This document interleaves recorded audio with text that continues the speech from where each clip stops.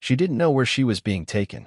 All she could hear were the wheels of a cart creaking over uneven ground, and muffled voices in a language she didn't fully understand.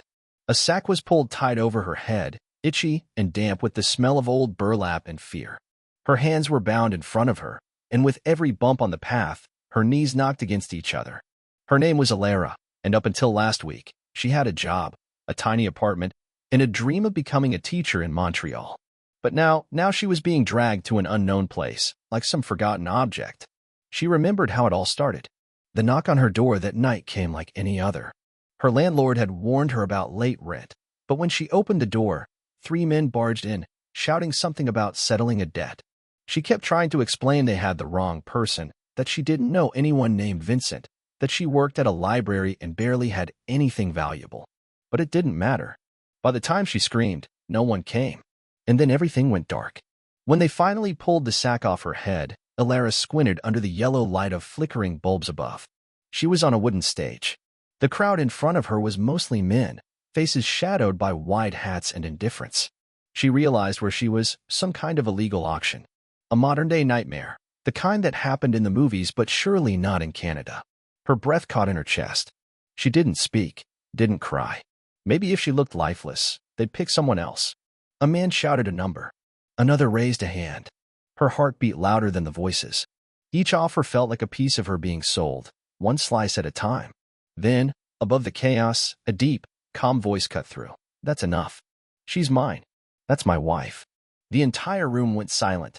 Alara's eyes darted toward the sound. He stepped forward from the back, tall and composed. His suit was clean, but not flashy. His presence quieted the room. The auctioneer hesitated, looked between him and the others. She's been claimed, he said, his voice shaky. Auction's over. Alara stood frozen. The man reached out his hand.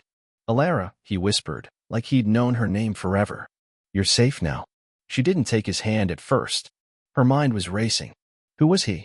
Another trick? Another buyer? But something in his eyes was different. Not hunger. Not control. Just sorrow. And maybe guilt. He stepped closer and leaned in. My name's Theo. I know you don't know me, but I saw what was happening. I had to stop it. Please. Come with me. Alara's legs were numb, but she nodded. Outside, the air was cold and fresh. The stars hung low and silent above the trees. Theo led her to a black truck, opened the door, and handed her a warm coat. She flinched when he touched her arm, and he pulled away instantly. I'll take you home. To my place. Just until you're okay. She didn't answer, but slid into the seat. The next days blurred by in a haze of sleep and nightmares. Theo lived in a small cabin just outside Ottawa, quiet and surrounded by forest. There were warm blankets, soup that reminded her of home, and no questions. He didn't ask her to explain. He didn't expect her to be grateful. He just made sure she was safe. One night, she finally asked, "Why did you do it? Why pretend I was your wife?" Theo stared into his coffee for a long while before answering. A year ago, I lost someone I loved. My real wife. She was kind. She believed every life was worth saving, even strangers. I failed her once. I didn't want to fail again. Alara looked at him, truly looked, and for the first time, saw a man broken by loss, not a hero on a white horse. She didn't say anything, but she didn't need to. Weeks passed. She helped around the cabin, started writing again, even laughed a little. Her body healed, slowly, but her spirit took longer. One morning, she found a letter on the kitchen table. It was from Theo. He was leaving for a while, something about needing to find the people responsible to make sure no one else ended up like her. You don't owe me anything, the note read. But I owe the world this much. Alara waited. Every day, she watched the driveway. She started working in town, filing books at a small school. Life felt fragile, like porcelain glued back together. But still, it was life. And then, one snowy evening in February, she saw his truck pull in.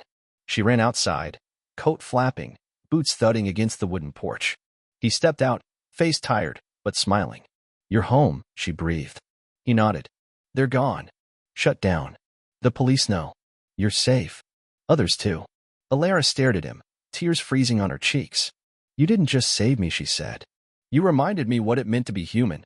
Theo looked down, his voice quiet. You reminded me too. In time, the town came to know Alara as a teacher, someone who always looked people in the eye and spoke with quiet strength. Few knew her full story. But those who did whispered about the woman who had once been dragged into darkness, only to find light in the most unexpected place, a stranger who called her wife, not to own her, but to rescue her. And sometimes, love begins not with romance, but with courage. With two broken people choosing to stand, not just for themselves, but for each other.